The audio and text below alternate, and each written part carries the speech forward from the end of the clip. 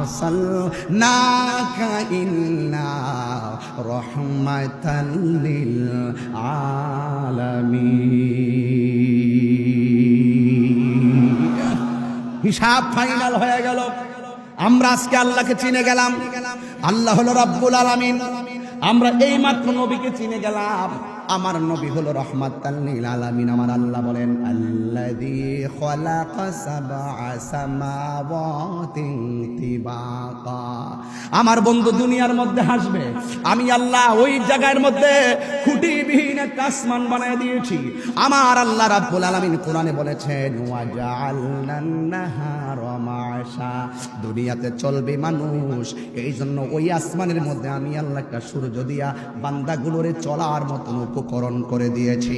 এ আমার যুবক ভাইরা, খুঁটিহীন আকাশ আমার আল্লাহ রাব্বুল আলামিন কোরআনে বলেছেন মা তারা ফি খালকির রহমানি মিন তাফাউত।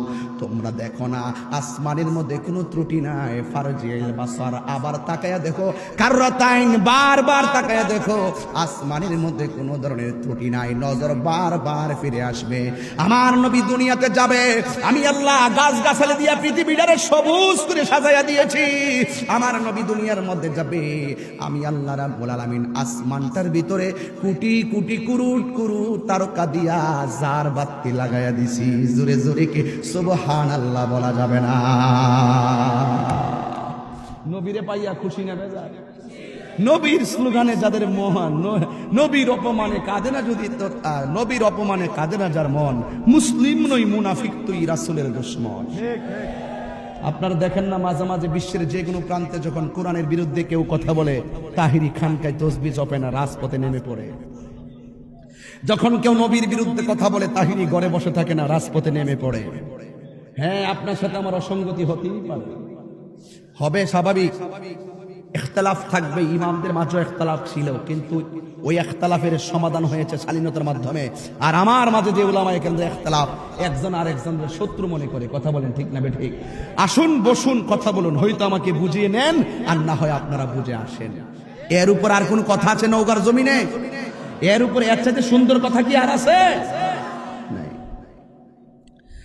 এই জন্য আমার আল্লাহ রাব্বুল আলামিন কোরআনের মধ্যে সুন্দর করে বলে দিয়েছেন ওয়ালাকাদ যায়্যানাস সামাআত দুনিয়া বিমাসাবিহ। আমার আল্লাহ রাব্বুল আলামিন আসমানের মধ্যে কিছু তারকা দিয়া সুন্দর করে আলোকোজ্জ্বল করে সাজিয়ে দিয়েছেন। এই আলোকোজ্জ্বল তারকার ভিতরে এমন কিছু অগ্নিস্ফুলিঙ্গ রেখে দিয়েছেন যে অগ্নিস্ফুলিঙ্গে দিয়া শয়তানগুলোরে শিকার করা হয়। এই জন্য যুবক ভাইয়েরা আমার আল্লাহ রাব্বুল আলামিন এত সুন্দর পৃথিবী সাজিয়েছেন। এই পৃথিবীর মধ্যে আমার আল্লাহ আমাদেরকে পাঠিয়েছেন। আমার আল্লাহ রাব্বুল আলামিন বলে দিয়েছেন আমি আল্লাহ তোদেরকে টেন্ডারবাজি করার জন্য দুনিয়াতে পাঠাই নাই। আমার আল্লাহ রাব্বুল আলামিন আমাদেরকে রাহাজানি করার জন্য পাঠাই নাই। আমার আল্লাহ রাব্বুল আলামিন আমাদেরকে ওই বোমাবাজি সন্ত্রাসবাজি করার জন্য পাঠাই নাই। আল্লাহ রাব্বুল আলামিন কোরআনে বলে দিয়েছেন ওয়া মা খালাকতুল জিন্না ওয়াল ইনসা ইল্লা লিয়াবুদুন। আল্লাহ রাব্বুল আলামিন বলেন আমি আল্লাহ রাব্বুল আলামিন মানুষ এবং জিন জাতিকে সৃষ্টি করেছি একমাত্র আমি আল্লাহর গোলামি করার জন্য। এই গোলামিটা কিভাবে করবে, নামাজটা কেমনে পড়বে, কেমনে পড়বে, কেমনে আল্লাহকে ডাকবে, এই জন্য যুগে যুগে সব বান্দাদের আমলে একজন করে নবী আল্লাহ পাঠাইছে। যেই যুগে যেই বান্দার আমলে যেই নবী এসেছেন সেই নবীকে মানা হলো ফরজ। কথা বলেন ঠিক কিনা? আমার নবী দুনিয়াতে এসেছেন, আমার নবীকে মানা আমাদের জন্য ফরজ। এই জন্য আমি প্রায় মাহফিলের মধ্যে বলি আল্লাহ মানা নবী মানা নয়, নবী মানলেই আল্লাহ মানা হয়। কথা কোন ঠিক কিনা? এই ওয়াজগুলা হারে হারে বোঝা লাগবে। একটু পরে আমি একটা হৃদয় বিদারক জায়গায় ঢুকে যাব। যেহেতু ঈদে মিলাদুন নবী সাল্লাল্লাহু আলাইহি সাল্লামের চাঁদ চলতেছে, এই জায়গায় যদি কিছু আলোচনা না করি আমার হক আদায় হবে না। নবীকে পাইয়া অনেক খুশি। অনেক মানুষ বলে নবী দুনিয়াতে এসেছেন, ঈদে মিলাদুন নবী বেদাত, নবীর আমলে ছিল না, সাহাবায়ে কেরাম করে নাই, তাবিঈনরা করে নাই, তাবিঈন করে নাই, 600 বছর পরে আবিষ্কার হইছে। আরে ভাই, যুগে যুগে তো আমাদের জন্য অনেক কিছু তৈরি হচ্ছে, কিন্তু একটা কথা মনে রাখবেন নবীর আগমনে, মিলাদুন নবীর আগমনে জশ্নে জুলুস আনন্দ রেলি করতে গেলে দলিলের প্রয়োজন নাই, শুধুমাত্র মহব্বতের দরকার, ঠিক না? দলিল জীবনে অনেক দিয়েছি, এরপর আমি আপনাদেরকে দলিলটা দিচ্ছি। যেই আয়াতটা আমি কোরআন, যে আয়াতটা আমি সর্বপ্রথম তেলাওয়াত করেছি, কুল বিফাদলিল্লাহি ওয়া বিরহমাতিহি ফাবিযালিকা ফালইফরাহু হুয়া খায়রুম মিম্মা ইয়াজমাউন। আল্লাহ রাব্বুল আলামিন বলে, হ্যাঁ বন্ধু আপনি বলে দিন, বিফাদলিল্লাহ, আমি আল্লাহর পক্ষ থেকে যদি কোনো বান্দা ফজল পায়, ওয়া বিরহমাতিহি, এবং রহমত পায়, ফালইফরাহু, তারা যেন আনন্দ করে। এখন আপনারা বলেন, ফজল পাইলে আনন্দ করার সিদ্ধান্ত কার? রহমত পাইলে আনন্দ করার সিদ্ধান্ত কার? আল্লাহ রাব্বুল আলামিন বলছেন ফজল পাইলে আনন্দ করো। এই ফজল মানে হলো এলেম। কিন্তু রাইসুল মুফাসসিরিন আব্দুল্লাহ ইবনে আব্বাস রাদিয়াল্লাহু তাআলা আনহু তিনি বলছেন এখানে ফজল মানে হলো দুইটা জিনিস, এক নম্বর হলো কোরআন, দুই নম্বর হলো ইসলাম। যদি কেউ জন্মগ্রহণ করার পরে সে যদি বুঝতে পারে আমার ধর্মগ্রন্থ কোরআন, সে যেন আনন্দ করে, কারণ কোরআন এমন একটা গ্রন্থ, the holy Quran is the constitution of human life. এই কোরআনটা হলো মানব জাতির জন্য সংবিধান। এতে রয়েছে আপনার আমার চলার পথের নিখুঁত ও নির্ভুল সমাধান। জোরে কোন ঠিক কিনা? এই কোরআন ফ্রান্সের সুইডেনের এক বিয়াদব ঈদুল আজহার দিন এই কোরআনের মধ্যে ঈদের মাঠের পাশে আগুন লাগাই দিছিল। নাউজুবিল্লাহ, জোরে কোন না, আরো জোরে কোন নাউজুবিল্লাহ। ঈদের নামাজের কুনায় দাঁড়াইয়া কোরআনের মধ্যে আগুন লাগাইয়া দিছে। ওই দিন দেখলাম কোরআনের উপরে পা দিয়া দাঁড়াইয়া গেছে। জোরে জোরে কি নাউজুবিল্লাহ বলা যাবে না? এমন ভাবে কোরআনের মধ্যে আগুন লাগাই দিয়ে মনে করতেছে এটা একটা ধর্মীয় উস্কানি দেয়। কয় কোরআনে আগুন লাগাইলেই তো মুসলমানরা রাজপথে নামবে, আর রাজপথে নামলেই তো এদেরকে উস্কানি দাতা হিসাবে বিশ্বের মধ্যে তুলে ধরবে, এটা চক্রান্ত। কিন্তু মনে রেখো, কোরআন যতই তোমরা পড়াও না কেন, এই নওগাঁর কোরআন, সাপাহারের কোরআন, যত কোরআন আছে সব কোরআন যদি বস্তা দিয়া ভরে, এলাকার নদীর নাম কি?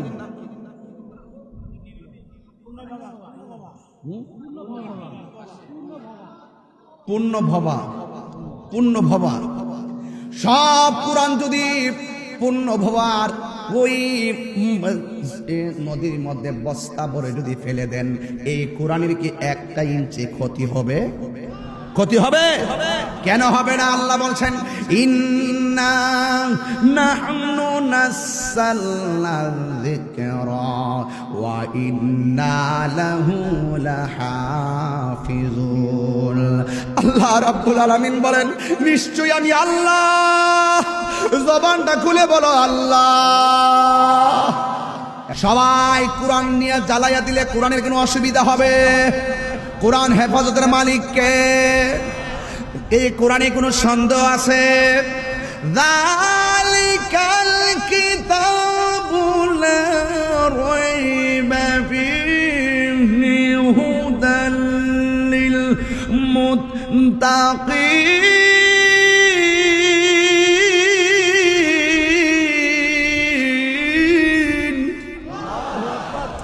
আল্লাহ রাব্বুল আলামিন কোরআনটা নাজিল করেছেন।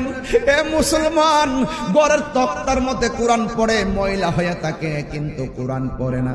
কোরআনটার মধ্যে ময়লা পড়ে থাকে, কোরআন পরিষ্কার করে না। কিন্তু টেলিভিশন পরিষ্কার করতে মানুষে ভুল করে না। কথা বলেন ঠিক কিনা? টেলিভিশন ঘন্টার পর ঘন্টা পরিষ্কার করে এবং স্প্রে দিয়ে পরিষ্কার করে, কিন্তু কোরআন শরীফের মধ্যে ময়লা পড়ে থাকে।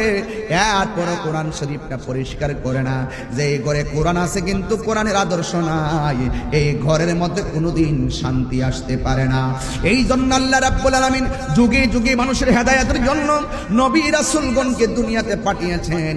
আমার নবীকে এই পবিত্র রবিউল আউয়াল মাসে দুনিয়ার মধ্যে পাঠিয়েছেন। জোরে জোরে কে আল্লাহু আকবার বলা যাবে না? আমার নবী এসেছে খুশি না বেজার? আরো যখন খুশি না বেজার? অনেকে বলে নবীর মিলাদ নাই। আমি বলবো যারা বলবে নবীর মিলাদ নাই হেরা মুশরিক। ঠিক, ফতোয়ায়ে তাহিরি, ফতোয়ায়ে তাহিরি। যারা বলবে নবীর মিলাদ নাই ওরা কি? মুশরিক। এখানে বলবেন হুজুর মিলাদ মানে কি? একমাত্র আল্লাহর মিলাদ নাই, একমাত্র আল্লাহর কি নাই? লাম ইয়ালিদ ওয়া লাম ইউলাদ। কথা কোন ঠিক কিনা? আল্লাহ ছিলেন, আল্লাহ আছেন, আল্লাহ থাকবেন। আর আমার নবীকে আল্লাহ সৃষ্টি করেছেন। নবী দুনিয়াতে মা আমেনার রেহেম থেকে দুনিয়াতে শুভ আগমন করেছেন। আমার নবীর মিলাদ আছে, মিলাদ মানে হলো শুভ আগমন। আমার নবীর মিলাদ আছে। যারা বলবে মিলাদ নাই, অনেকে তো মনে করে মিলাদ মানি বুঝে আল্লাহুম্মা সাল্লি আলা, অনেকে মনে করে জিলাপি খাওয়া, অনেকে করে সিন্নি খাওয়া। কথা কোন ঠিক না বেঠে? এই যে হাজার হাজার লোক মাটিতে বসে আছেন, আজকে কি কোনো সিন্নি আছে? কোন জিলাফি আছে? এরপরে এত মানুষ আসছেন, তাইলে বোঝা গেল এই দাবিটা সঠিক নয়। আমরা তাবারুকান বরকতের জন্য, আমরা তাবারুকান বরকতের জন্য আমরা তাবারুক করে থাকি। এটা কোনো অসুবিধা নয়, কারণ দীর্ঘক্ষণ মানুষ আলোচনা শুনবে। আমরা একটা ফাতিহা দিয়ে একটা তাবারুক দেই, এটা নিয়ে কোনো মন্দ বলার কোনো সুযোগ নাই। এই জন্য আল্লাহ রাব্বুল আলামিনের হাবিব দুনিয়ার মধ্যে এসেছেন। আপনারা জবান খুলে বলেন, আমার নবী কি রহমত না গজব? আর জোরে বলেন কি? আমার নবীকে রহমত বানায় দুনিয়াতে পাঠাইছে কে? নবীর আগমনের আলোচনা কাহারও বেজার হওয়ার কথা নয়। এই জন্য মা আমেনা বলেন, আমি একদিন ঘরের ভিতরে ঢুকেছি, এখান থেকে ওয়াজটা শুরু হয়ে গেল। আমি যতটুকু যেতে পারি বিদায় বেলায় চোখের পানি ফেলে ফেলে নবী নবী করে বাড়িতে যাবেন ইনশাআল্লাহ।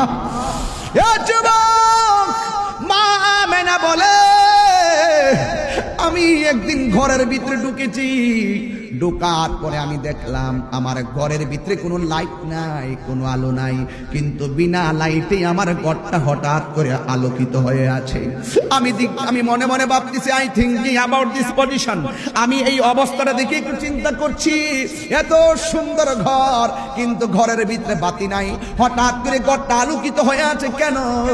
এবার মা আমেনা বলেন, আমি তাকায়া দেখলাম আমার স্বামীর কপাল মোবারকে একটা রহমতের নূর মুবারক ঝলঝল ঝলঝল করতেছি।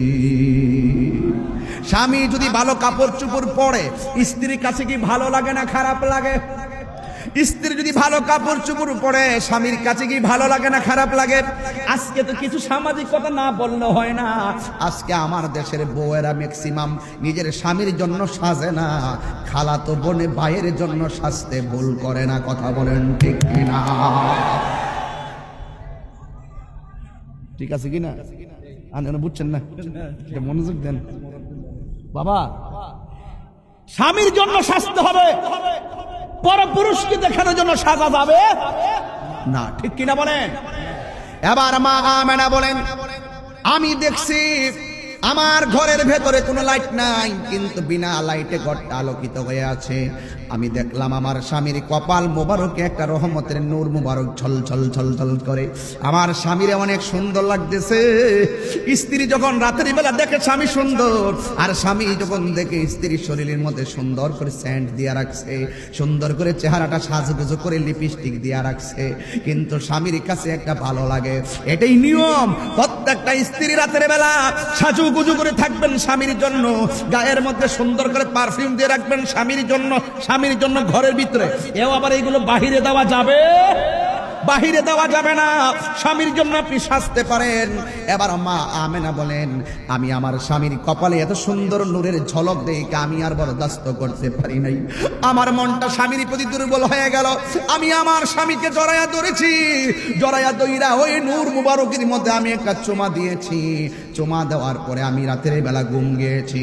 আমি ঘুমের ঘরে স্বপ্নে দেখলাম কে যেন আমার আয়েশা বলতেছে, আমেনা তুমি তো তোমার স্বামীর কপালে চুমা দিলা না, আদম নবীর পেশানি থেকে শীষ নবী হয়ে যেই রাহমাতুল লিল আলামিনের নূর মুবারক তোমার স্বামীর কপালের মধ্যে এসেছিল, সেই নূর মুবারক তুমি আমেনার মাঝে শুভ আগমন করেছে।